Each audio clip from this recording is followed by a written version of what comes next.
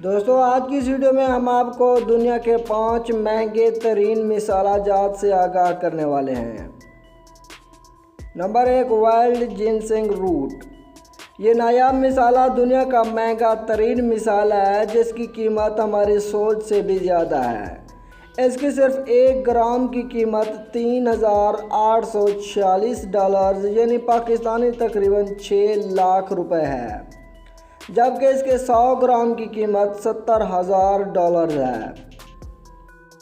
Number 2, vanilla. ये मसाला orchid नामी दरख्त के कच्चे फलों से तैयार किया जाता है। इसके सिर्फ 1 किलोग्राम की कीमत $800 यानी पाकिस्तानी 1,25,000 रुपये है और इसकी कीमत दिन ब दिन बढ़ती भी जा रही है। नंबर 3, ज़ाफ़रान। ज़ाफ़रान की मुख्तलिफ़ अक़साम होती हैं जिनमें से कुछ सस्ती और कुछ महंगी तरीन भी होती हैं। अच्छी क्वालिटी का ज़ाफ़रान आम तौर पर $600 यानी पाकिस्तानी 90,000 से ज़ायद रुपयों में सिर्फ 1 ही किलो मिलता है। Number 4, nutmeg.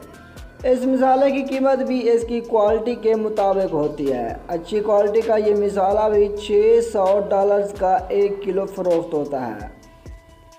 Number 5, pink peppercorn.